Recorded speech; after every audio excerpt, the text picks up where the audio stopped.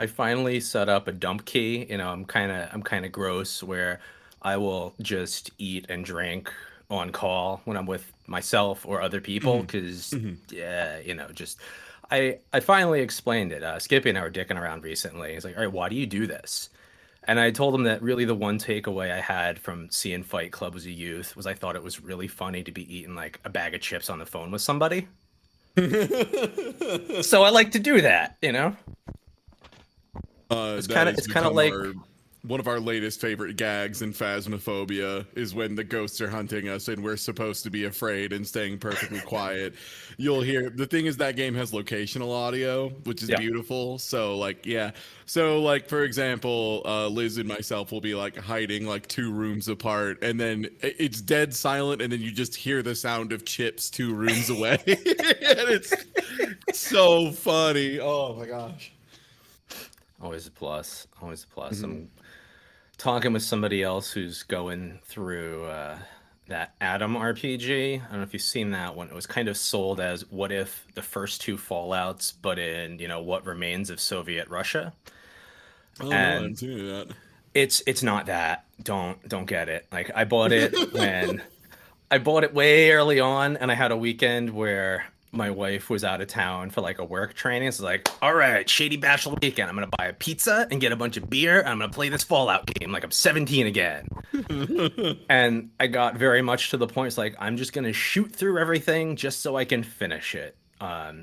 Ooh, not what you want to hear in a Fallout 1 and 2 No, style game. Yeah, and where like everyone agrees the best endings of those games are the ones where you aggressively talk at each other. it's kind of like just that, and when my one of my favorites too was Planescape, where you can remember that you are a lawyer that was so skilled at speechcraft, you convinced somebody that they didn't exist and they disappeared. Oh god.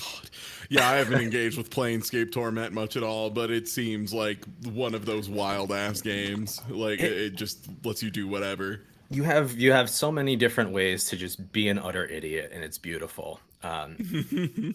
But yeah, it's a little wild. All right.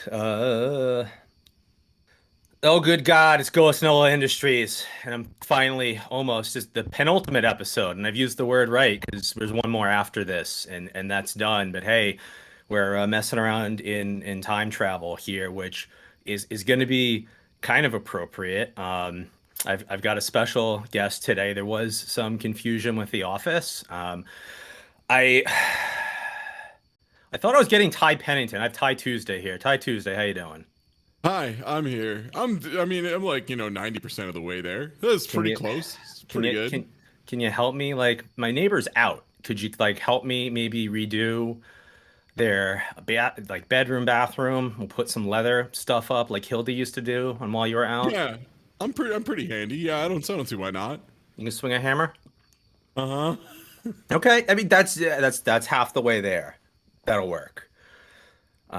So Ty is a special guest. I did ask him as a favor to come in. We haven't done this rap in a while. But somebody actually asked me, I had mentioned I've been streaming again. It's like, why are you playing all of the Dragon Quest games? Which, fair enough, there's a lot of them. So this is like Dragon Quest, Final Fantasy, were big games me and my brother used to play through. I'd also, we were like 18 months apart, one of those. So essentially like a Mhm. year off, despite being like two in school. So we played a lot of these together. He was also a big Persona guy later on, so who knows if I'll finally dip my toes into those. But this is year two since he passed away of the cancer. He was a big, strongest man, bodybuilding guy, and it was one of those weirdo. We have no idea how you got mesothelioma because you weren't a shipbuilder. He was most not. Yeah. He did You he didn't did live on Red Bull and cigarettes, so we're not no sure how you got here. Yeah. no, he had some. There's some wonderful photos I have of him just kind of being a dick at strongman competitions, wearing like a mermaid singlet and just really like throwing some weight above his head. He worked HR. Not a lot of like handling asbestos and other such materials in human resources, at least as far as I Mhm. understand it. Yeah, generally not. Yeah, no, but he was a big fan of Ty, and when I was sitting hospice with him, we used to watch streams. So I asked Ty to come in, and he agreed, for he is a great dude. Yeah, So thank you. absolutely. Yeah, no, Hey, no appreciate it. problem. And I'll remember finally to put in a link in the video, but I have them, in the profiles of donate to Memorial Sloan Kettering. As a place that treated him. They were fantastic. Great times. They were wonderful folks. But hey, let's bring it up a bit. I have 6 questions for you. Do you think you can answer 6 questions? Yes, especially if they're about Dragon Quest, because I know Oh, they everything are. about Dragon Quest. No Love it. exceptions. I'll get them all right. No, you get me. I'm All ready. right, all right. So I have, experts on it. I think Charles is the only person that has played this before, which was great. And we were Mhm. mostly on with my wife, Midge, to talk about wives. She was in for the wife episode because, nothing if not Mhm. on Mhm. brand for branding. All right, here we go. Number Yeah, one. Charles loves talking about wives leaving, etc. Yeah. She's great at it. All right, number one. Do you like giant beasts? Yes. Okay. And you can elaborate if you want. Don't worry about it. I got plenty of time here. All right. Number two. Do you like Uh-huh. magical forests? A little more 50-50 on magical forests because okay, giant beast, great. It's either going to be a great opponent or a great ally, or just something neutral you can appreciate and just be like, nature's beautiful. A magic forest, though, trouble lives there, or trouble with a great reward, or just garbage. The thing is, the more you read of like old timey lore, you realize that like magic forests are just trouble. Like 90% of the time you go in there and you're expecting like, oh, there'll be a dungeon with like a pile of treasure at the end. Maybe I have to like slay a dragon or like do a bargain with like a fairy, and then you actually go read all those old things, and it's like, yeah, you walked into the woods and stepped on the wrong flower, so a fairy stole your left nut. It's That's just like, all. what? It's like, yeah, and now you can't talk and you got returned to your home and everyone hates you now. Like, what? So, magic forests, I could take or leave. Giant beasts, I'm here for. All Yeah. right, next question. I was mostly an indoor kid. I was a little sporty. I liked the baseball. I was a catcher, messed my knees up. Oh well. But my library class time as a youth was mostly spent in the 900 section, which in my school was sports biographies and mythology. So I would regularly grab like the 900-page biography of Joe Louis and like Uh-huh. some Greek mythology book. So definitely had a lot of like, yo, don't talk to fairies. That's a terrible idea. Just They're not don't. your Yeah, friends. Yeah, yeah, just don't. absolutely. Do not engage. If the Fae come up to you and expect engagement, just walk away. Yeah. There's a rule of if shit sucks, hit the bricks, and as soon as any form of fairy is involved, shit has officially started sucking, hit the Yeah, I, bricks. I feel like the best case scenario for you're following a fairy because you're an idiot and you didn't realize you should run the opposite direction really fast is it's going to drown you in a swamp. That's the best thing they'll do. They are Like they are just nasty. the only other choice you have is like they'll take you away for like a kick-ass party with the best food you've ever had and awesome music and stuff, and then they'll return you back to the entrance of the forest and like hand you a box and be like, ps, it's 300 years in the future, don't open that box. Why? Just don't, okay, man? Like, look, don't open the box. And then just heed their warning, put the box away in the back of your closet, bury it under your yard, and just do not engage with the box. If they tell you not to touch it, it's a test, and the way you pass the test is you don't touch Yeah. it. It's a very, getting your wife from the underworld green ribbon situation. Just do what they tell you. Do what they Just tell yeah, you. just follow the rules. Follow the Yeah. rules. If they ask if you have blue paper or red paper, just tell them neither, because who has colored paper in this age? Well, we've kind of touched on it, but question three, do you like Fae Folk? No, no, emphatically no. Nothing but trouble. Nothing but trouble. I mean that couldn't like leprechauns are in that though. Yeah. Oh, you think leprechauns are up to anything but trouble? I mean, I've seen him go to space, and I've seen him be in the hood. I was gonna say, sounds like someone's not familiar with the documentary Leprechaun 1 through 4 and Leprechaun in the Hood and Leprechaun in Space. I think he actually went to space before the Hood, which is an interesting Yeah, a good choice. trajectory for the I, career. Yeah. I will say, I'm quite familiar with Warwick Davis's career. We had in my high school during my freshman year a really bad idea, which was we're going to merge the history and English classes together so you have a more cohesive experience. What ended up happening was just an utter mess, which is best exemplified by the Renaissance Fair Day, where you were supposed to kind of come up with skits and stuff to do. And so me and a bunch of my friends who were big into tape trading, Mystery Science Theater 3000, tried to do our own version of that with Willow. And you know what? It's a good thing they didn't play the tape. Not that we were edgy teens, but none of us thought about like what are the words that we should be using in something that's going to be played in front of our school. Yeah. Nothing too Yeah. blue, but definitely enough stuff that like there's gonna be calls to parents. You know, they're gonna make you like Uh-huh. clean some chalkboards for a week. Just dumb boy stuff. You know. Yeah, just accidentally slipping and yelling pussy in the middle. Yeah, I know how it goes. You just accidentally let one of those out, Yeah. and then you're like, like a cat, like a cat, Yeah. as the principal walks like to the the cat. back of the assembly hall and picks you up by the throat. That was Yeah, like a cat, huh? that was actually our VP's job. The principal in our school was a female who she looked like she had kind of stepped through maybe the Fae Folk tricked her, right? And she stepped through like a door straight out of the 50s with like the hair bob and everything. Almost like that Seinfeld episode about was it like Jerry's girlfriend or just some lady Elaine didn't like that had the very dated hairstyle? It was like one of those. Yeah. Yeah, one of them's. Oh, hey, look at this. Number 4, right in. Look at this segue. Do you like time travel? Yeah, generally speaking, time travel's pretty cool. I don't know if I'd want to be personally involved in any time travel because, like, I Variables. mean, there's a lot of variables. Also, there's the whole thing of like, the future could be cool. I never want to go back to the past. You know what? They don't have Dragon Ball fighters in the past. They don't have Guilty Gear. You know what? You go to 1950, you ask them, hey, are any of you familiar with Daisuke Ishiwatara's vision? And they'll just look at you confused. They don't know who Soul Bad Guy is, and that sucks. I don't want to be there. The future, though, the future could rock. But the question is, do you have the info up front? Do you not? Where do you get the info? Do you trust the info? Right? Like if somebody's like, hey, we can time travel to the future. Here's what it's like.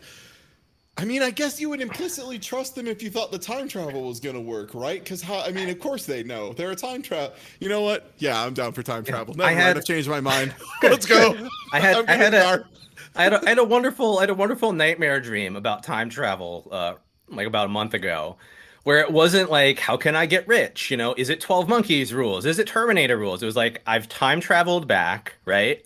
I'm me right now with whatever was in my pockets when question mark happened, okay? Okay. How do I convince my loved ones that I am who I say I am and not get like committed or put into jail? Because there's another me that's like 20 years younger, just, chilling out. And it's like, what's a thing I know that, they wouldn't have, that they like, if I told them that, right? Something that happened previous, if I said that, they'd be like, oh, wow. Oh.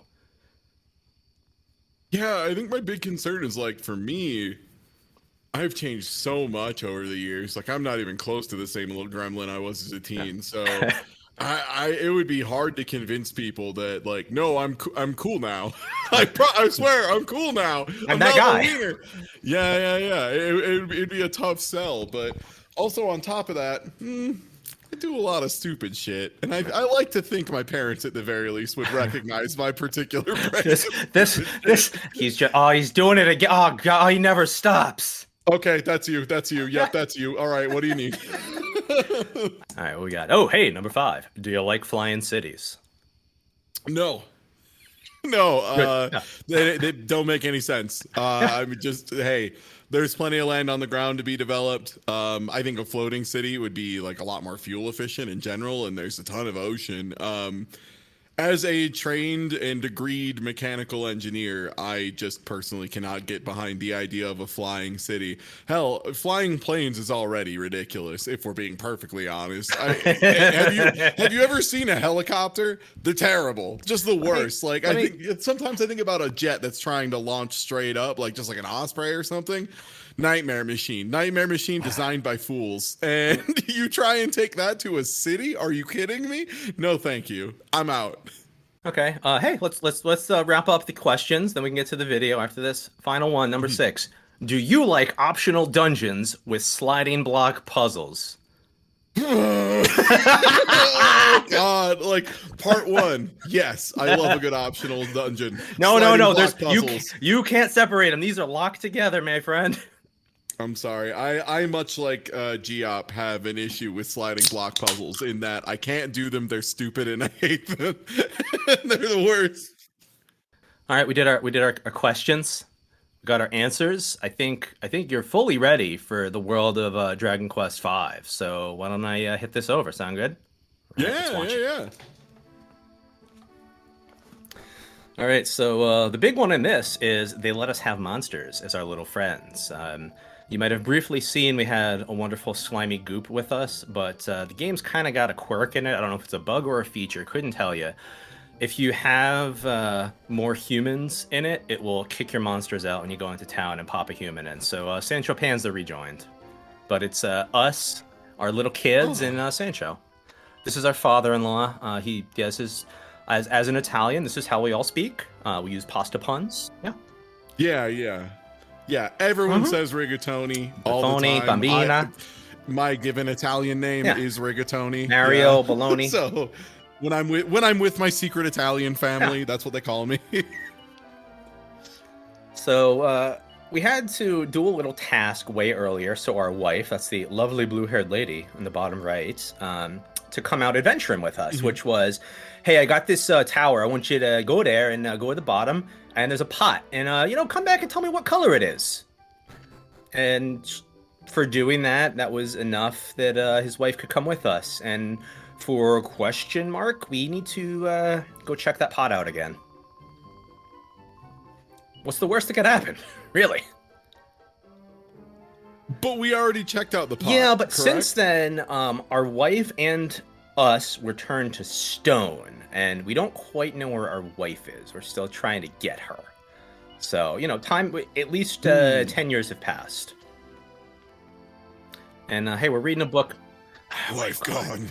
This book, which is optional to read, tells us about, hey, in this tower, I sealed a great monster, and depending upon the color of this pot, he's going to come back or not. Good luck. So hopefully it's before 150 years, and monsters just gonna stay in there, right?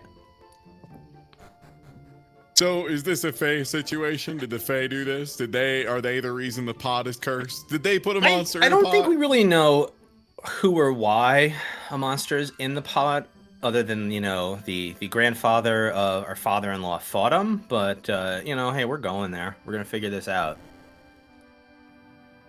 Dealing with the in-laws, am I right? You walk up, you expect it to be just another barbecue. You're like, all right, I'll hang out. I'll just talk to the cool cousins for a little bit, and it's fine. Whatever. And they're like, oh, hey, by the way, cursed pot. I hope you can deal with it. Your husband knows about pot stuff, right? It's funny you mentioned your husband. So my mother-in-law is fantastic. All right, like I love her. For this Christmas, she's like, I don't really know a lot about you, but I know you like to run, so I got you this. It was a blister pack that you get from a truck stop that had, I believe it was 2 different sized flashlights and 2 different cans of bear mace in it. Yeah. Nice. I was like, that's so you can huff it to get really zazzed for a run, right? You just really want to get that fighting spirit up. Just and this is thank you for fighting spirit. That's a wonderful thing. Now my other friend Jeff and I, I'm gonna assume at some point in your life you've heard of Fangoria magazine. Okay, so the conventions and stuff they used to do were out here in Jersey. So we would go to them because we're dumb and we like Fangoria, but also there's opportunities for mischief. So he had a little camcorder that we would bring around to interview people for our horror fanzine. It didn't exist. Called 20 Eyes, which 20 Eyes is Lower Alston, Nice. Massachusetts, #1 horror fanzine.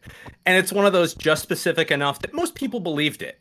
And at the end of all of our interviews, he would butt in, and he's, a good deal taller than me. Like I'm like 5.5 feet tall. I'm just a little guy here, but he's like, like a 6-foot Scotsman. He's got some beef on him. And at the end of, whatever bit we were doing, he would he's like, okay, can we just get one last thing? Can you just show us your fighting spirit, for the kids? And he just, throw up one gun. and of all of them, the best one he got was, at one of the horror conventions, Dante from Clerks was there. Yeah, and he was very confused, and so he had to demonstrate the pose 3 or 4 times before he finally got it. He's like, wait, are you gonna put this on the internet? He's like, no, it's a horror fanzine. People get it, and we set up tapes. Like, well, I don't want you to put it on the internet. It's like, well, what would happen if we put it on the internet? Well, people could take they could take the screenshot and they could Photoshop a dick in it. It's like, how would they do that? And we got him to start pantomiming how people could Photoshop a dick into his fist and then make it maybe look like he was filleting this dick in his fist. And somewhere he's got this tape. And this was before Clerks too. So he's on the circuit for money, and yeah, we were being a little bit mean, bothering a guy that just wanted to sell $20 for autographs, but it was wonderful.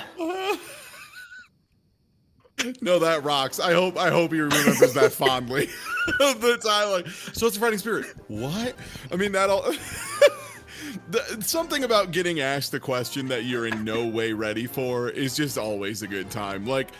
I think the one I got hit by that will always live with me forever, rent free, was I just was in an Uber going out to a tournament, and we were probably 6-7 minutes into this ride, which I think is at we were dead silent. So that's the agreed, okay, we're just not talking. This is all business, right? We're good at this point. And then the driver, as we're pulling onto the highway, turns to me and says, "You know any mall rats?" that can go a couple of ways. I was so bamboozled by this question. I must have stared at him it felt like it was 3 minutes. It was probably 10 seconds, and I just go, "No, I don't think I do. Do you mean mall, the movie?" And he's like, "No, people who hang out at malls, mall rats." And I was like, "No, I guess I don't." And then he was all excited and started explaining all of Colorado's malls to me and which ones were the cool ones to hang out at and stuff. And I was like, "How do you exist in it was 2019, 2018?" I'm just how are you real? So I'm just old enough that I was very much a part of the hey, let's get somebody's parent, let's get on the bus and go to the mall. Because New Jersey, if you may or may not know, is kind of the we're the testing ground for malls for the nation. Bad highway designs, the clover leaf, the jug handle, all that crap, right? Yeah. I mean, it was to the point that when malls were dead everywhere else, I visited Jersey, and there were still 15 within a 2-mile radius. Yeah. It's unbelievable. When that abomination over in the Meadowlands that was Xanadu, that's now American Dream, they finally kind of sort of opened it. COVID hit, so they kind of had to shut down plans yet again. My wife and I went when it was barely opened after another set of friends went over there. There's 3 floors, I want to say. Only the first floor was active. You could go onto the ski slope.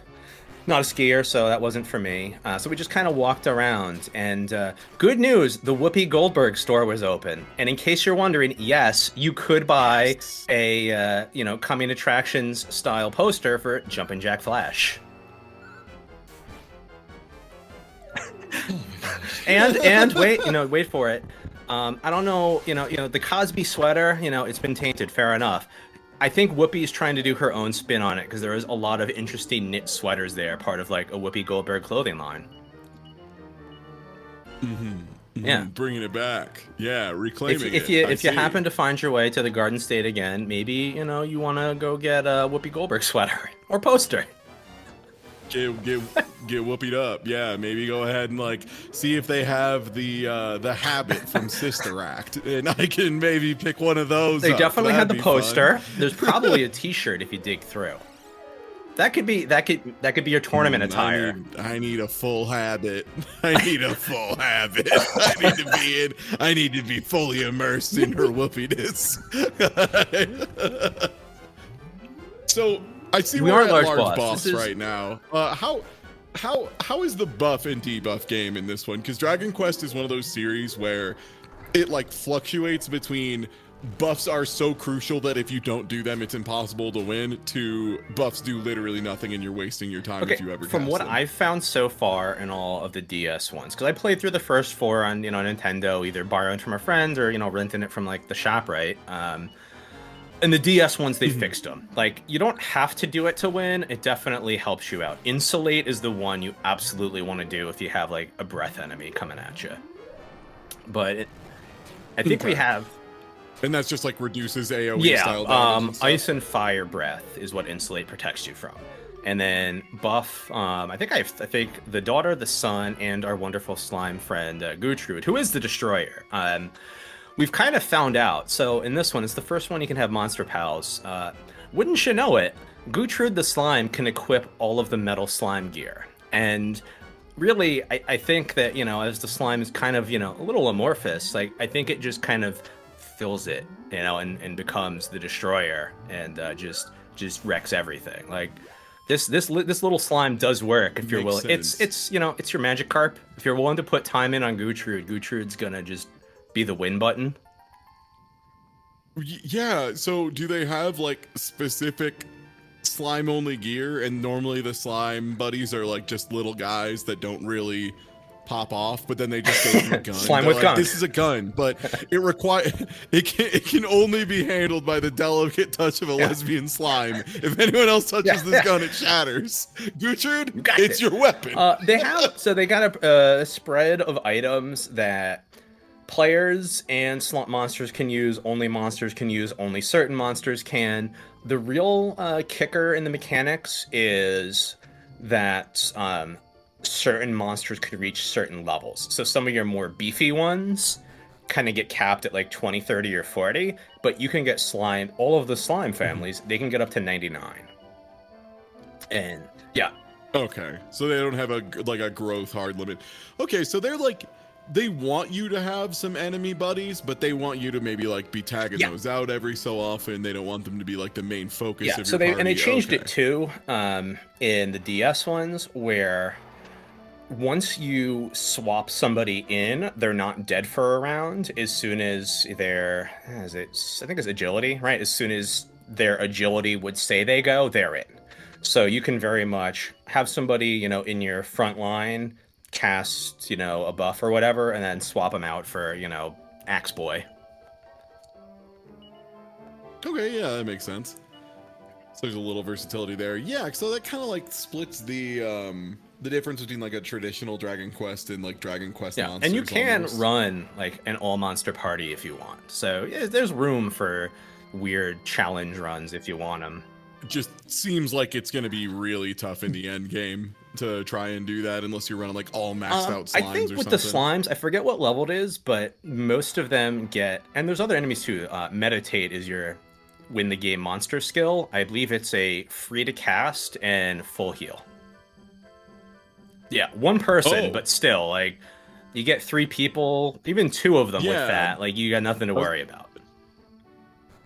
I mean, assuming the enemy can't overwhelm you on economy there and like down somebody instantly 3 times in a row or something. Yeah, that's gonna help. Enough action economy in this kind of game is how you just guarantee a win. Not the fastest win, not the most exciting win, but like you forget how to lose. And to remind the audience and you, I do cut out encounters that are repeats, and this is our magical forest. It's a maze. It's one of those go the wrong way, good luck, you're back at the beginning or elsewhere. I just cut it. I just cut it to where we need it to be. You're welcome, everybody. It's better this way. It's better this way. Video game.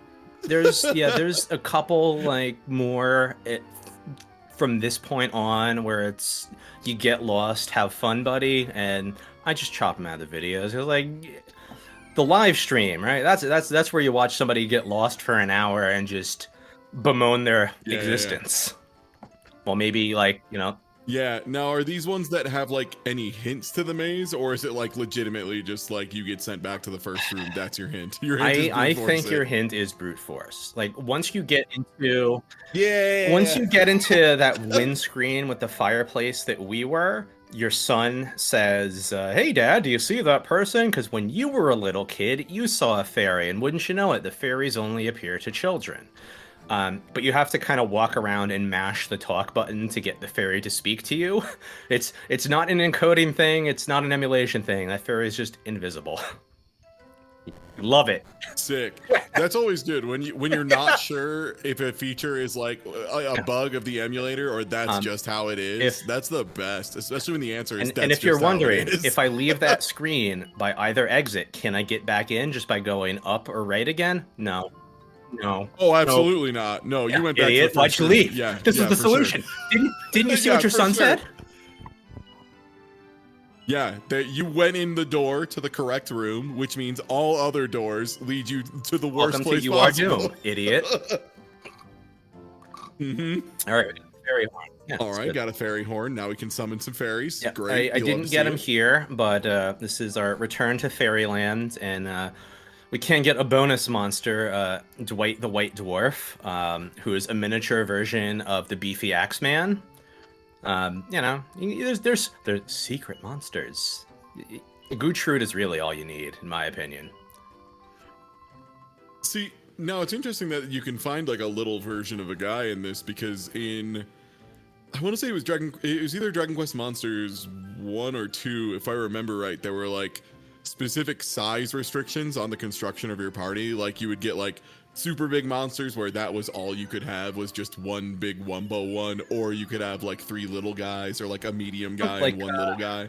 But I'm guessing 4. In this it's just he's the regular guy but smaller. Yeah, it's so just that's 4. Like Tactics Ogre, right, with your unit size. Yeah, to some extent. I think if it's not this chest, it's the next one. Is the great sword for our daughter, or any lady. Damn, Mucifer's a good name. God, Dragon Quest, the pun names are so good. Hey, look at this. Look who's joining the party. It's a Mucifer. Yes. Climb in my wagon. Climb in my wagon. Yeah. So. Okay, it's TNT. The something in traps in whatever's. They got gear in them that's rare, but like with levels or just, you know, cash or mini medals, you know, it's nothing that's essential to win, which is nice, you know, but also like nothing game breaking. Mm-hmm. Like I think if you beat, I don't think it's every single one, right? But if you beat a specific one, you can get a hidden monster, but you have to beat it in the post game, so it's kind of completionist, right? One of those. Oh yeah, that's always rough when they give you the coolest reward after there's nothing left to do with it. It's a little version of the final boss, which I think would be adorable if you could make him come with you, you know, beat up his dad. Yeah. Bring a little guy to fight the regular guy. They'd be like walking in. That's messed up. That'd shake my confidence for sure. If I was getting ready to fight somebody and then just like in walked a very small version of me along with them, I'd be like, okay, so what's this? What's all this then? I was playing Builders 2 this afternoon, and I got to the Muscle Stud land, and I hadn't noticed it the last time I played through the game. There's a tiny muscle stud that's lurking around. Did you notice that? Because you played Builders. Did you notice the tiny muscle stud? There's a tiny little guy. No. So I knew that he was tiny because like I was getting pissed off when I had to do something. So I was like, screw this. I'm going to use the saloon doors and I'm going to build it 1 block tall. And so I saw just like the tiny little horns and a head just barely poking up over this wall. I was like, wait a second. That's the 1 block wall. This is just a little muscle boy. And I'm hoping he comes back to the island with you. If he doesn't, I'm going to be heartbroken. But yeah, it's a tiny little muscle boy. I just thought he was far away, but like, nah, he's You just a get, small like, little a guy. dozen of them by the end of it. If you're not paying attention, they all do look the same. But like, Yeah. oh, he's my favorite now, the tiny little muscle stud. I'm gonna bring him home. Let him be a farmer or something. I don't know. Gonna raise some muscle milk for him. Help him out. I believe in fight milk. We got tons of. I have a lot of chickens. All right, at my island. Okay, I got plenty of eggs for this. I just got to get a cow, and we're good.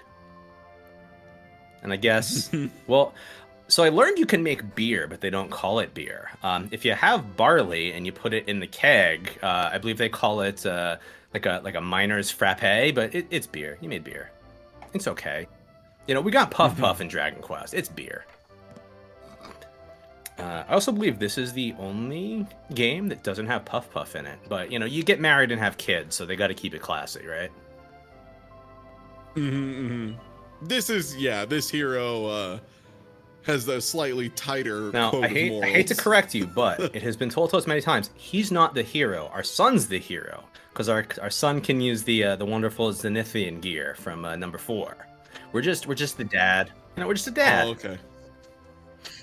Yeah. Oh, okay. So this is one of the original dad games. Before dad games became like there was like a period there where everyone was like more games about dads, somewhere between like The Last of Us and the God of War remake where everyone was just like, yeah, just as many dads as possible. So this really in the beginning when we were just, you know, a tiny illiterate baby. And yeah, the game makes jokes when you try and read books or signs that you do not know how to read. It's wonderful. When we were traveling with our dad, oh, it's good. Our dad has a very powerful mustache and ponytail. So we're kind of, you know, doing dad's thing with the ponytail, but we don't have a mustache. All right, hey, time travel. So, hey, we're back in the village from the very, very beginning of the game. And we're going to get up to some shenanigans. We might meet our dad. Who can say?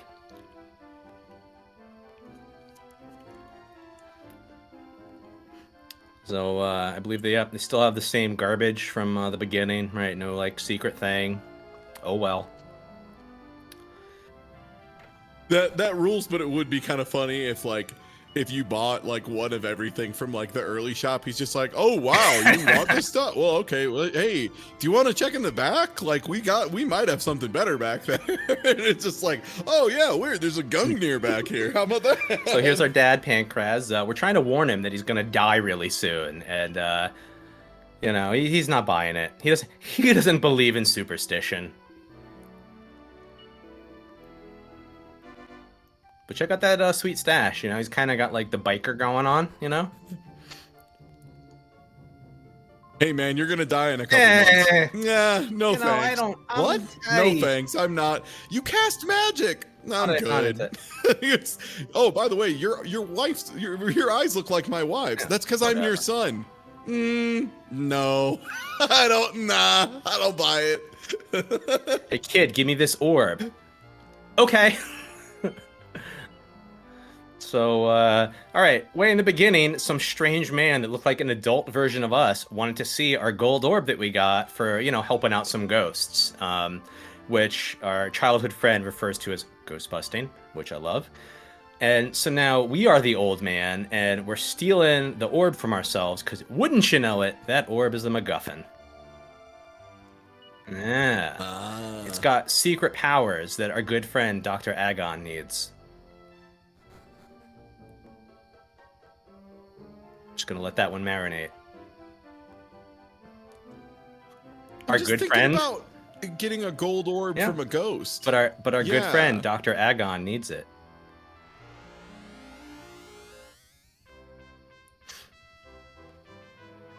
Good on the localization team. You don't need to bat 1,000 every day.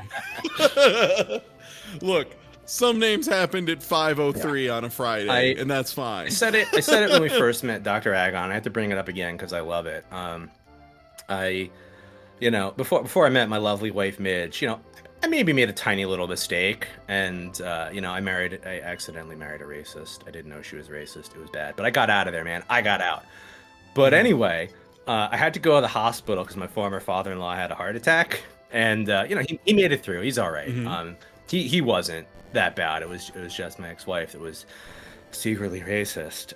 So on the attending chart, I got bored because, you know, I get bored easily at times. So maybe I took a dry erase board and I changed the attending doctor to Dr. Acula. And it stayed up for 2 days, and then the visiting nurse saw it and thought it was great, so she left it there.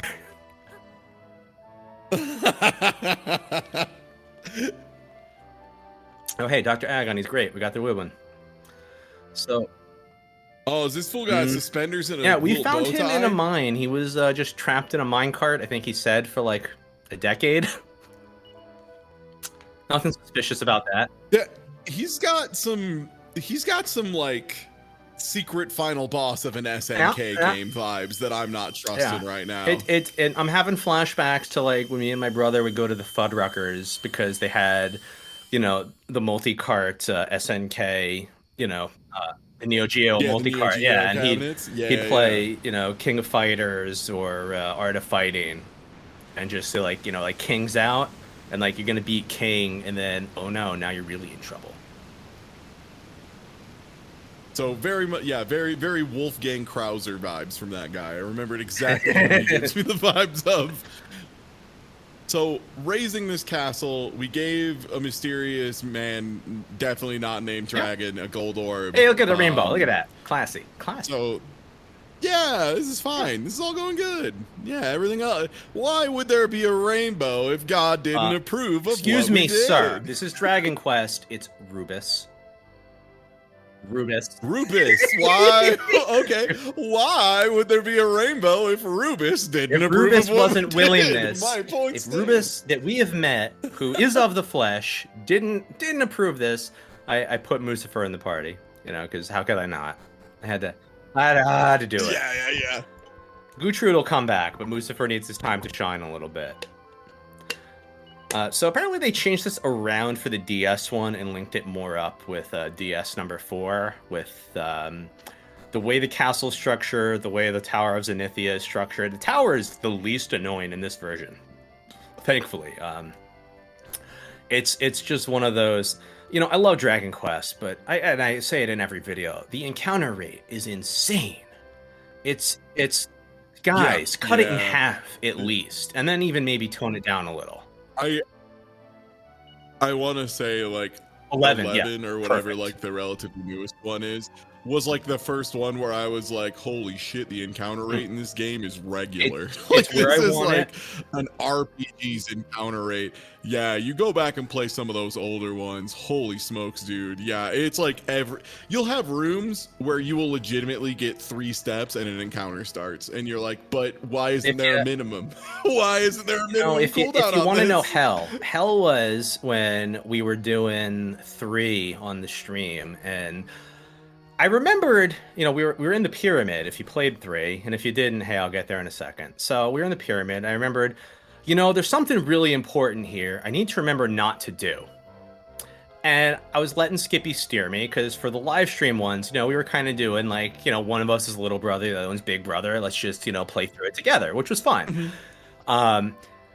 But as we got to 3, we realized like, oh man, and 4 was even a live stream. Like the games get very long. Like the first one you can knock out in an evening. Like it's quick. That's why the speed runs are, you know, so short. And like 2 as well. Like especially if you break out the hot plate tech and get the game to run faster by overheating the hardware. Here's what I do because I have beaten them on hardware.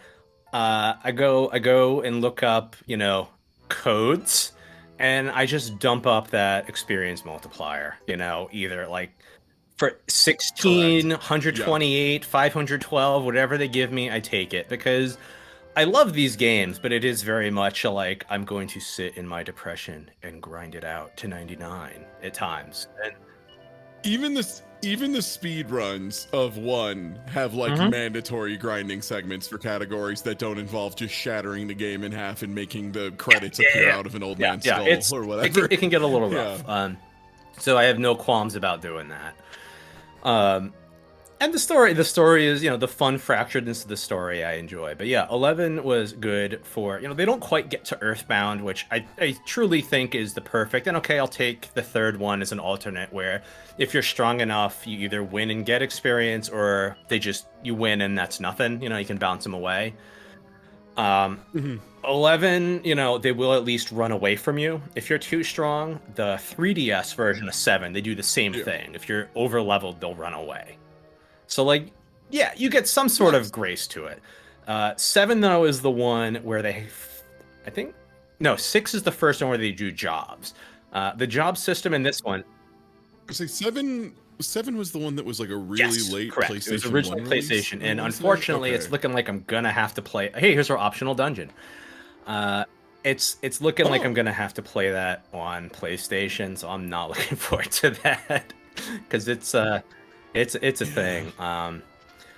3DS emulation, I'm really having trouble like finding it to be stable on 7 and 8, and like just there's PlayStation 2 for 8, but like yeah, like iffy.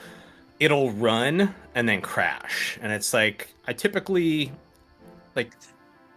Also, as someone who's played through PlayStation 2 version of 8 a couple times and read like the changes in quality of life stuff, yeah, that it'd be rough to go back to PlayStation 2 8. I love that game, but I forgot about some of the stuff. That's and yeah, I knew about that going in. Like I have because my brother gave me his 3DS and all his stuff, which is why I have like the hardware versions of all of them except for 8, which was like the 3DS store, whatever they called it, version of it. So I have like the software. But good gravy, like it's I'm not looking for it. 8 is also 8. You want to talk about a game that is tremendously long? Dragon Quest 8 is, oh my lord! I remember hanging out. I went to like an academy for last 2 years of high school, so basically I was just like chilling in a college dorm. And I remember while we were like doing work, just sitting around as one of our friends was playing Dragon Quest 8.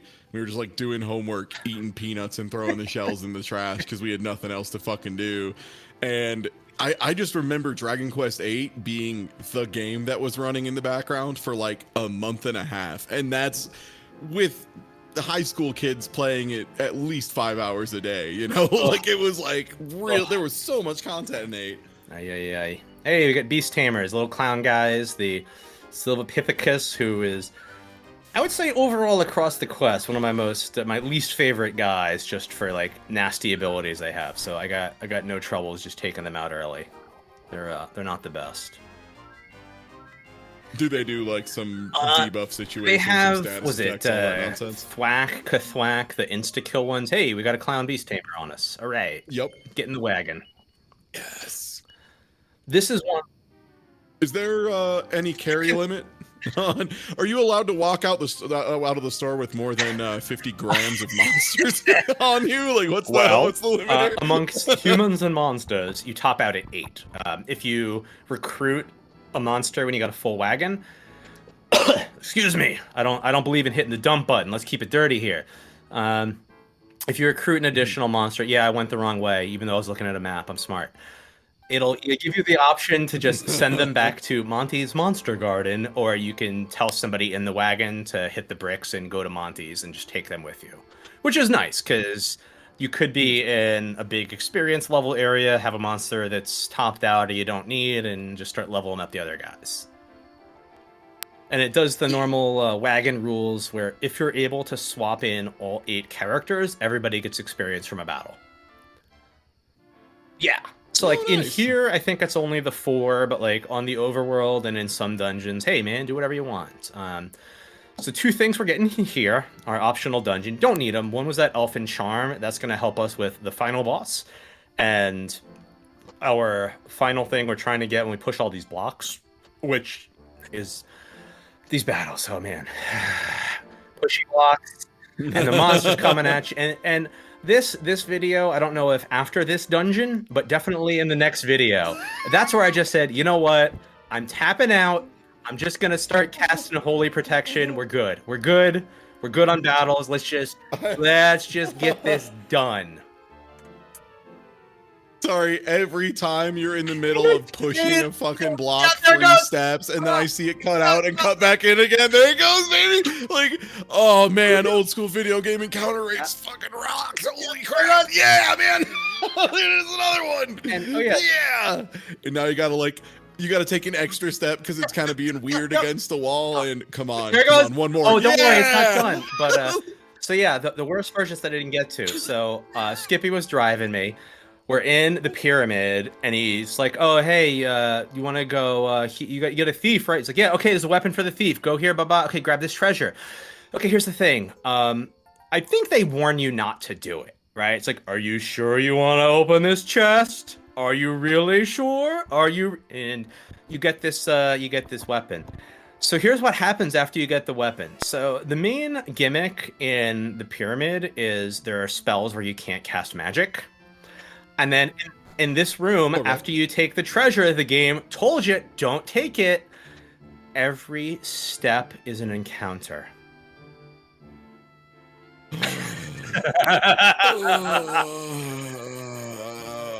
So you have to walk the longest way back. It's just, yeah, you're walking to school both ways uphill in the snow, my friend. I love when video games tell you not to do something and then like actually put the screws to you for doing it. And I feel like Dragon Quest is like pretty good about that in general. Like they're willing to be like, no, we'll ruin your day. Like, don't forget, this was originally just someone's Dungeons and Dragons campaign that we turned into a video. Not a Zelda. You're not gonna get a special thing by doing the bad that we warn you not to. Oh, I can carry more bombs. You sure about that? You wanna see what you can carry? You wanna try and carry your dead friends out of this pyramid? Incredible. Like just encounter rate up to 100%. Like and there's a couple games that do stuff like that too. Like Final Fantasy V has a couple of those. There's one there's a basement under one of the castles, and they're like, yeah, there's a bunch of like great stuff in there, but there's also there's a terrible beast that if you walk too far, it'll probably hear you and come out and kill you instantly. So be careful about that. And they're right. The gear in there is incredible. Like it's got like an elf robe, which like basically gives you like a 50% chance to just evade. The thing is, on the Super Nintendo version, yeah, you just have to like get through there and hope you can run away from the super fight and all that. The Game Boy Advance version, turns out if you make a suspend save, it saves literally the exact point you are on, except it resets the RNG value for encounters. So what you do is you like take 4 or 5 steps, suspend save, take 4 or 5 steps, suspend save, so on and so forth. But yeah, that game is also willing to just kill you. There's also the gill turtle, which is just this cave that every step you take, they give you a little, like, increasingly more. It's what, like a logarithmically scaling amount, I think. It's something weird. Yeah, and then if you fail to check, you have to deal with like some super souped up adamantoise that's just a nightmare. So my brother was fluent in Japanese. He was one of those rare birds that bought himself the books, taught himself, went to like the adult learning annex night classes, and like, you know, did it in college too. And it's one of those, I never really got the crux of it until we went to Japan together. And you know, like, dude, I'm thinking of Styx lyrics. I'm asking if people, I'm relying on like high school Spanish, you know. And hey, it's a major metropolitan city. If you go to Tokyo, you'll get by. But yeah, he's got no problem just ordering stuff, talking to dudes. It's like, all right, I see one of us made the good life choice. Learning useful skills. Yeah, wow, you actually put the time in. How about that? He did that because, do you remember Chips and Bits, the old mail order service? Okay, it was in like was it Game Fan magazine and a bunch of those. Like it was one of those in the back. So way back in, just like naughty emulators weren't a thing. He purchased the pin converter, right, for Super Famicom, Super Nintendo, and and he bought 2 role-playing games because, like, you know, we're indoor kids, man. That's our jam. He got the Sailor Moon role-playing game, which I found a translated patch, and like I streamed it forever ago, and like, oh man, that thing's obtuse. And he got Final Fantasy V, and like, but Final Fantasy V at least, like I think he bought that second because he had the option of like, would you like the translation with it, which like was totally like, it wasn't even game facts. It's like some bulletin board service, right? Like somebody just printed this thing off and used one of those spiral binders at like an office that he had it with, and like, He played it through like with the translation and his various books to like figure out what was going on. He's like, "Hey, you want to like learn this with me?" It's like, that's too much for my brain. I'm gonna maybe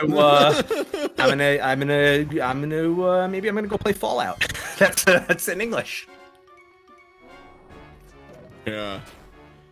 I always was just the person who was stumbling through menus because I wanted, before Guitar Hero and Rock Band and all that stuff, I just wanted to play Guitar Freaks and Drum Mania, so I had imported those and just going through all of the menus just in Japanese and being like, I can figure it out. How many menus could there be? Oh, you poor bastard.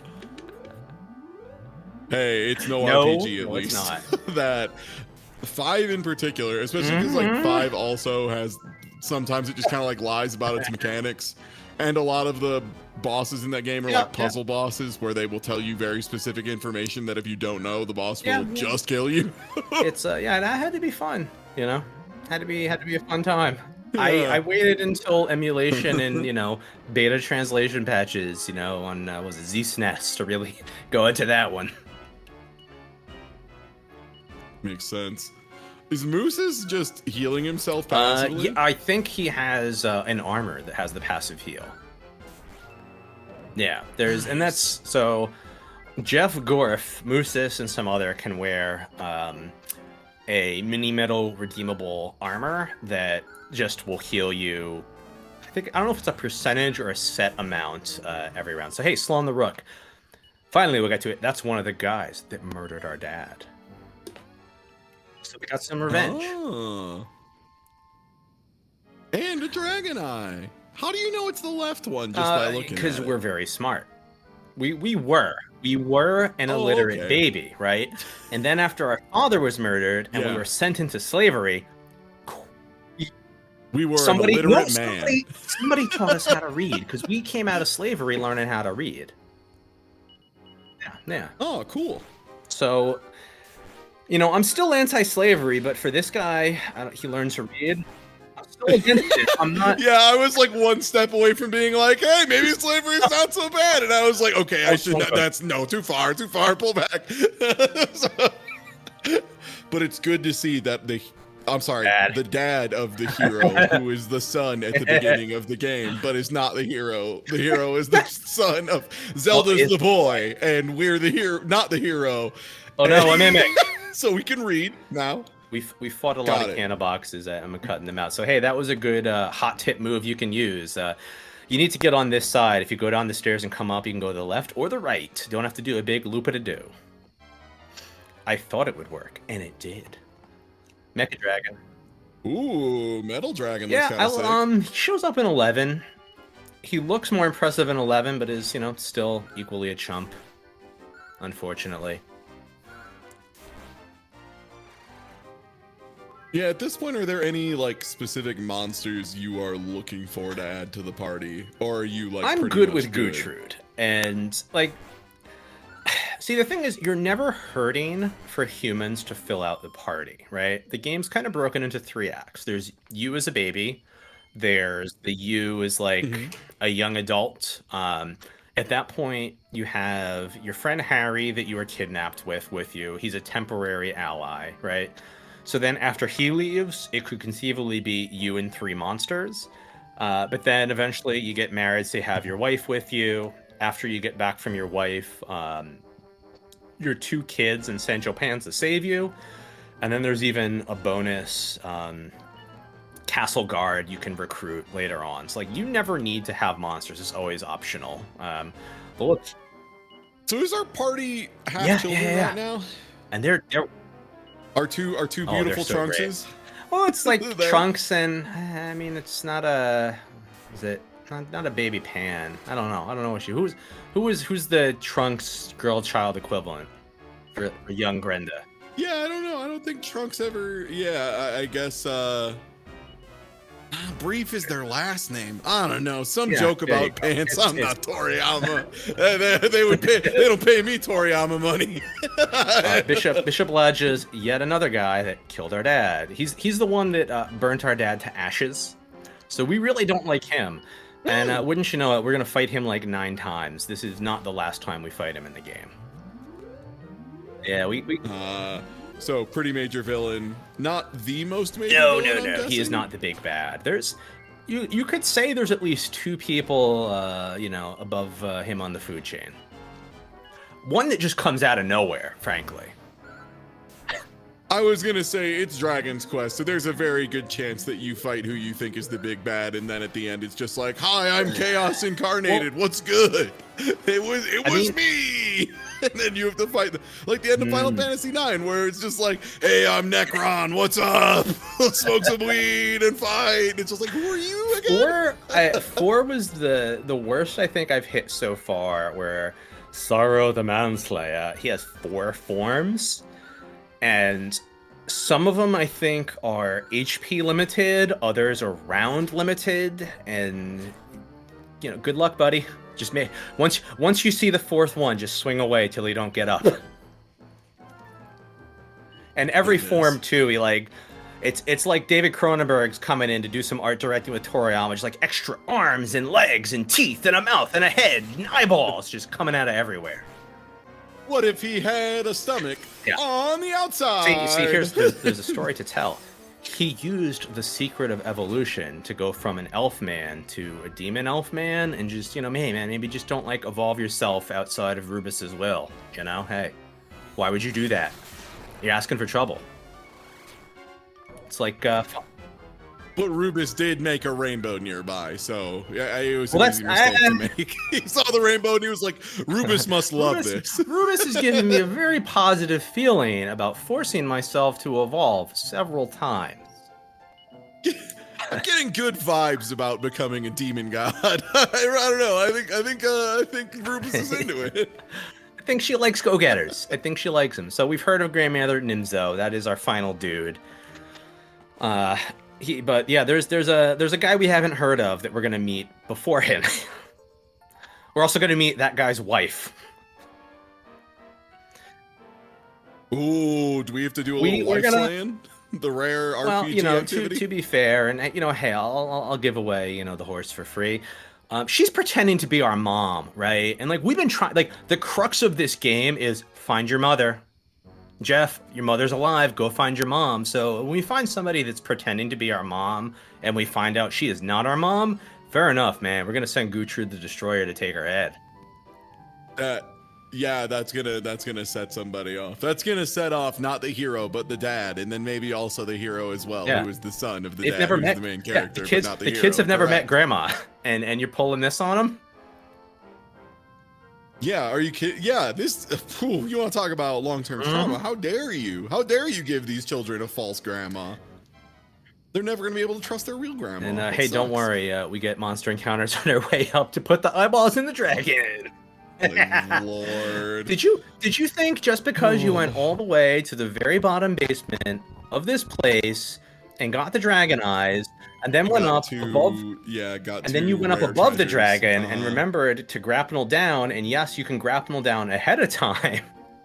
Don't worry, another one. Here's the thing. We put him in. Do you think we can get into the dragon's mouth? I'm not going to let you answer. We can't. We have to drop down again and walk up the stairs again. Yeah. Nice. I won't lie. There was a small part in the back of my mind that was like, oh, did he put the eyes in the wrong sockets? Because that would be absolutely hilarious if the game would let you do that. If it would the 2 borderline identical items and was like, oh, you got him wrong, and then you had to walk back and forth and swap them, and like 2 fights happen while you're just trying to switch the eyes out. Oh, gee, it didn't work. Oh, what a surprise. I don't know. So, Dragon Staff. If we use this, it lets us cast Puff, which is one of those Dragon Quest spells that sounds a lot better than it is. It just turns you into a dragon for X amount of rounds, and all you do is just breathe fire. I've used it in boss battles to bosses that I think are weak against fire, and ultimately, you know, controlling them, swinging away, etc. is a better call. I guess in random encounters, but like, you know, when you're towards endgame, you've got other hit all enemies, hit a group of enemies stuff that's going to work better for it.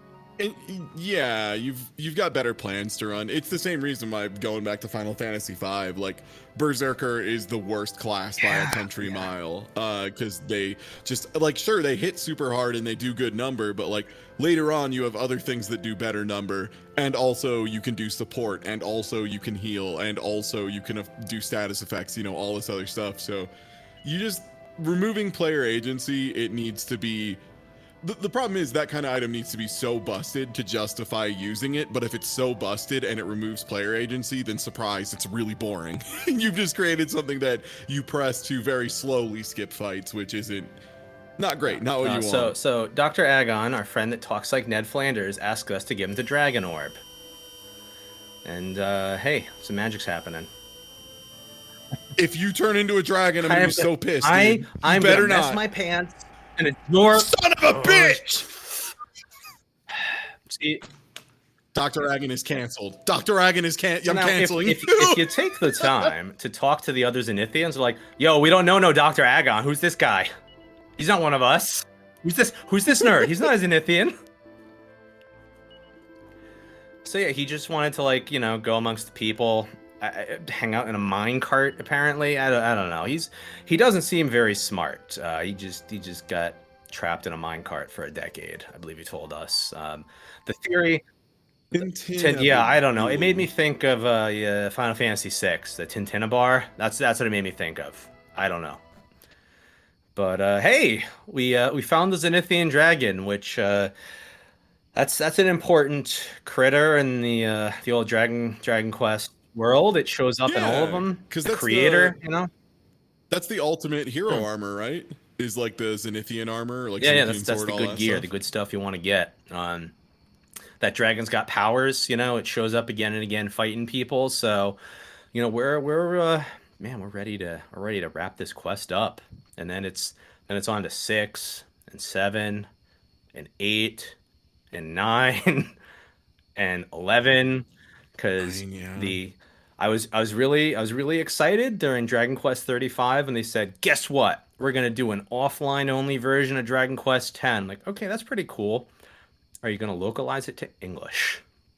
No, it is Japan only. Hold that. Enjoy the did it officially come out as Japan only? Yeah. I have no idea. I would just assume that. Yeah. I'm just hoping if I say it. Okay, look. I'm not one for mood boarding or actualizing or putting stuff out there. But like, I figure if I just say this at the end of enough videos, maybe it'll happen. Yeah. Localize Dragon Quest 10. Also, fire the shitty guy who does the music and make all the good versions of the music available everywhere. And also stab that guy in the leg, I guess, for me. The Switch version had that music, and then when they backported the Switch version to the PC one through Steam, I think they added it back in.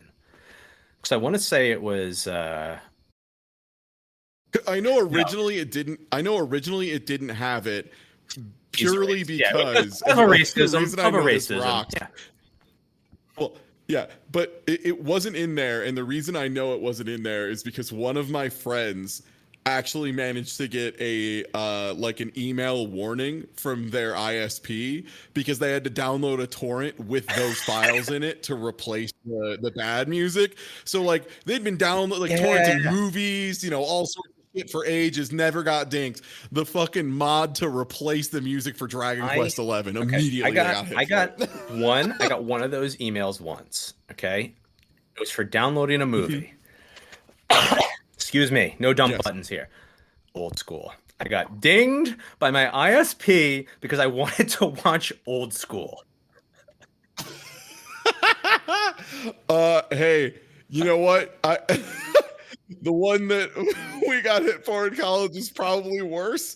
A, because it was not a good movie, and B, because it wasn't even an actual upload of the movie. It was just something. It was the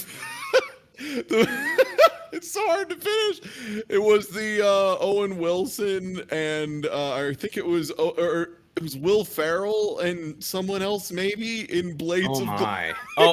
John Heder, You remember the one Napoleon they did about ice Dynamite. skating? Oh, buddy, that's ooh.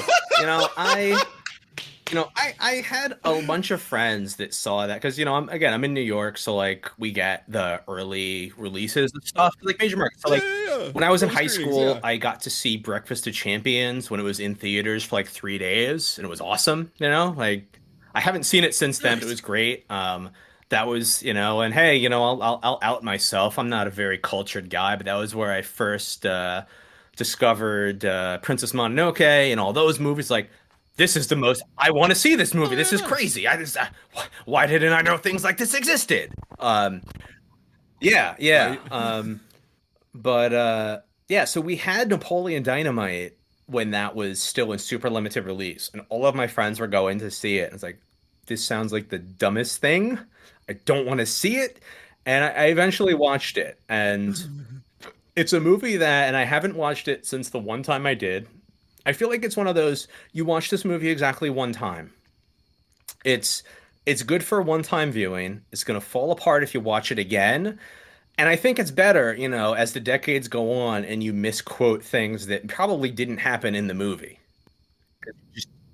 Yeah, I was gonna say I remember watching it. I want to say it was I think it was my freshman year of high school, sophomore maybe. It was when I was doing 3-a-days for tennis, and I was at the exact target demographic range where I saw Napoleon Dynamite, and that was like, that is the funniest shit I have ever seen in my life. And me and the boys were talking about tater tots 24/7 for Oh, I at least liked a it. month. I liked it. Man, I God bless my parents. I'm sure they wanted to fucking strangle me every time I was like, my tots. I'm not trying to be a sophisto here and claim that like I'm too good for Napoleon Dynamite. No, Uh-huh. I watched that movie. I liked that movie. I thoroughly enjoyed that movie.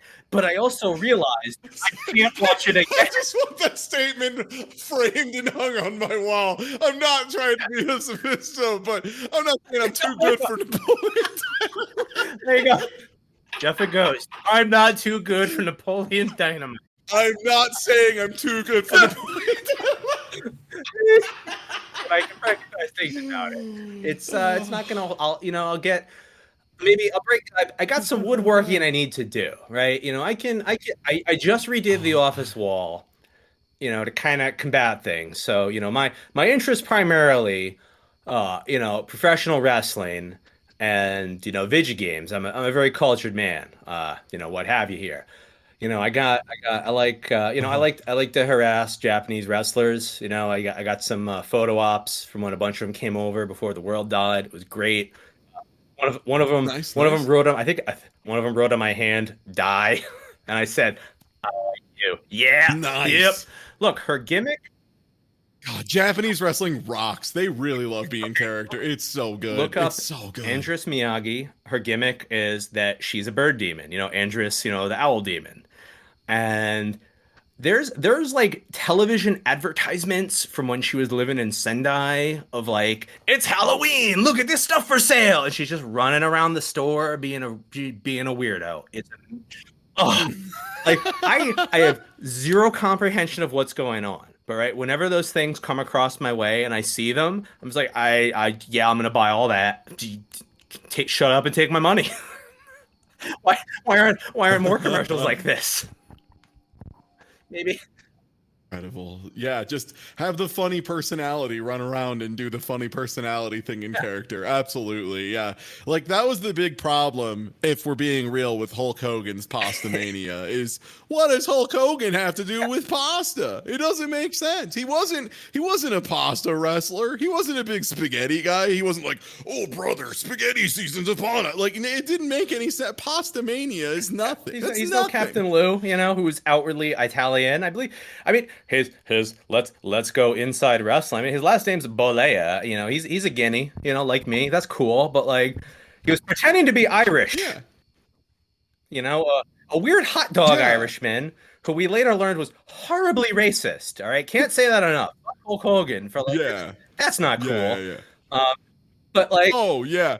For what it's worth, I only Oh, you bring up have to bring up Pastamania yeah. because it's one of his failures, and yeah, that's no, fucking no. hysterical. There's there's a couple wrestling Twitter accounts I follow that every so often somebody will retweet. There's like it's somewhere in like Florida or whatever, but like it's a rundown strip mall and there's totally a Pastamania awning just like hanging out in the back, you know? And it's like, is the Pastamania sign still there? Yup. It just gets more and more weathered as the years go on.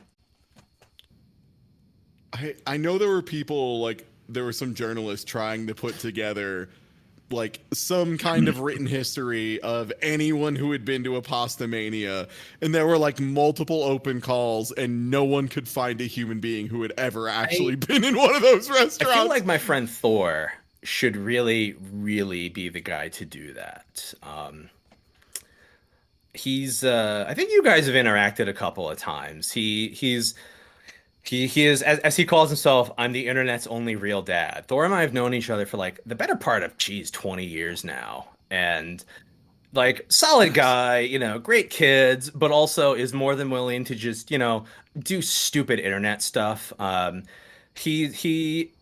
If you haven't seen it, go find it. He wrote an article after they did the whole reformulation of Sparks and Juice and all of those. He had Oh original yeah, Four the Locos. ones where they had to Yeah, take out he the had original caffeine. Four Locos. He Yeah. had between 4 and 8 of them. And his pitch that was accepted to whatever he was writing for was, I'm just gonna drink these and maybe do like a quasi Hunter S. Thompson over the weekend to like what's goes on. He had a rule which was like I think it was like I can't eat any food. I have to drink one entire can every X amount of time, only water. And his wife, bless her, let him God. do this, but it was like, okay, so you have to lock yourself in the basement and you're not allowed to come out until I can confirm that you're sober because I'm not going to let you scare our son. And it's a wonderful article. All I know is, speaking of Oh Purdue and no. Purdue traditions earlier, one of my favorites, one of my buddies. So, like, we had all had the Four Loco Modern because the reformulation of Four Loco, I want to say, was like during maybe like my senior year of high school, something like that, or like my freshman year of Mhm. college, pretty early. And we had one friend who still had a pallet of original Four Loco Palette? that they had bought at like the fraternity Oh had bought it no. before they changed the So formula. wait, And so what they let me would do interrupt you. is Okay, so not like a case, right? Where there's like 18, like an actual palette. like a pallet with like Oh hundreds of them. no. Yes. Oh no. And they had been like slowly using them, and what they would do is they'd like we had all tasted the current ones, and they're like, you don't understand how bad the old ones tasted, you really don't. And they would be like, all right, we'll let you drink this old forbidden Four Loco that you can't get anymore, but you have to let us take a picture of you You right when you know, taste it. And everyone was like, yeah, all right, sure.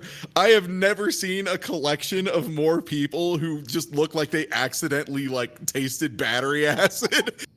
I They just had like a full photo album of people just like retching away from a can of Four gosh, Loco. like and okay, so I never had original Four Loco. I had the reformulated one. I had original Sparks, I had Sparks Light, I had Sparks like that was my thing. So okay, like before I was as a younger man, I had a very expensive hobby. I was a semi-pro musician. I just blew money because Mhm. hey, why not? And being an Yeah, yeah, idiot. yeah. It's amplifiers I, get I eventually stupid learned how to expensive. like Yeah. build my own tube amps because I'm at least somewhat smart. I mean, that's the thing. If you're a musician, you either learn how to repair and create gear, or you Yeah. were Oh no, born into I'm money. funny this. Once I stopped doing music, my finances did a lot better. Not like playing shows for a hot dog and $5, driving. Yep. Yep. Not driving from Portland, Maine to somewhere in Brooklyn to Pittsburgh and To yeah, do free and labor. like Yeah. oh man, you could stay the night in Pittsburgh, and then like I'm getting changed after I play because I'm a damn sweaty man that like just ruins my clothes. And like you hear a coke deal going on, you're like, I'm not staying here. I'm gonna sleep in my pickup truck. This is terrible. Yeah, don't. Yeah. Yeah, you hear some stuff going on in the bathroom. Yeah. Yeah, no, I was in the bathroom. I heard the deal going on outside while people were waiting to get in. So just like really just, yeah. Oh, wild. No, Not even trying. Yeah, just being like, yeah, we're just going to do it in the open today. And I love All Pittsburgh. Right, so... Like me and my wife love Pittsburgh. I almost always had a good time except for that time. But like, Pittsburgh has some sketch, you know? Also, yeah, still not. The thing is, at the end of the day, still not payment for your labor. I mean, it was probably the most recognized I'd ever been at a show. Like I was playing, and some guy's like, "Hey, man, did you play this show in Ohio like 4 years ago?" Yes, I did. Why do you know that? Yeah, nice. Which I believe it was a benefit show for an anarchist group, and we were paid in vegan chili. Vegan chili. Vegan chili. Vegan chili. Vegan chili. I mean, I was hungry, so I ate it. But was that just beans and tomatoes? I put a lot of things in a lot of gas tanks over the years because, like, I had a friend growing up that he was one of those kids that would just pull stuff out of the trash and people were throwing it away. So he had at least like 15 lawnmowers, and we would see like, okay, if we put diesel in it, what'll happen? If we put alcohol in it, what'll happen? It's like put a lot of dumb stuff in a lot of combustion engines. I can tell you, vegan chili, don't put it in a car. It's not gonna make it go. You need gasoline. If you got your standard. No, yeah. So that didn't help. No, it I didn't wouldn't help. recommend that. Oh God, I'm looking at this vegan chili recipe and meaty tofu crumbles and crushed tomatoes and like they're saying maple syrup, cocoa powder. Yeah, I don't know about this. I love tofu, but it's not beef. It just isn't beef. It's not the same. If Midge said, "Hey, I'm gonna make a vegan chili," I would get psyched because she's an excellent cook. So Dragon Quest V, what do we have to expect in our this final episode? Well, this was the penultimate, so next one is the ultimate. I'm gonna see. One. So hey, time travel, it's already done. In the final one, all right, we ultimately have, and I can't steal this quote. All right, this is a Skippy Granola original. We're gonna have nothing that a case of Bud Light Lime can't fix. We're gonna find our wife. We're gonna get revenge on those bastards that took our wife. Okay. The people that took our wife, we really didn't hear about until we found them. It's one of those just, oh yeah, these guys. Hey, these guys are here. Because of course. And then we're going to start a final long tramp, getting ourselves to the old Grandmaster Nimzo. And I don't know if the font face that they used for him was in the original, but if you've played through any of these, you might be familiar with like the fake Russian that they like to do for some characters. Yeah, like some like. I was gonna say, so not only is it fake Russian, but it's a fake Cyrillic font face. So if you're like a young kid, or maybe you're like dyslexic or have some other like reading issue, oh man, good luck getting through that. It's one of those like you can't skip it text. It just kind of goes out slow, and there's not an insignificant amount of it. But, we're going to win. It's going to be great. Gutrud the Destroyer is going to get the last piece of armor. In this one, Gutrud had the shield, the sword, and the armor. And we're going to find that helmet and really just don't look at Gutrud wrong after that. That Gutrud is just going to break everything. So, hey, Ty, thank you for joining in. You did a big stream today. You hopped in. I really appreciate it. Hey, what you got to plug? Yeah, no problem. Hi, I'm Ty. I stream over at twitch.tv/TieTuesday or badsoulguy.com, badsolgui.com. I play all sorts of stupid shit. That's it. You can check it out or not. I don't care. That's my plug. And if you're feeling sassy, go to the link we have. It's on my profile on Twitch.tv/Jeff_A_Ghost. I love the underscores because I like to type stuff that's long, and surely that won't stop people from going, "Oh God, it was a bad idea," or it's on or it's on my Twitter.com/JeffAGhost, all one word, no spaces, or it's here on YouTube, and I'll try and put it in the thing too, the Memorial Sloan Kettering Giving. You can type a name. You can write. I don't know. You could write Jeff a Ghost. You could write Son of Jazz Dad. That was the name my brother liked to use. You could write Ghost Bro, TieTuesday, Ty Pennington. Whatever. If you send it to me, I'll probably do something stupid as a thank you. I'm not picky. I'm not too good for Napoleon Dynamite. All right. Say it again. I'm not too good for Napoleon Dynamite, and that's why you should support this fund. Thank you. This concludes my talk.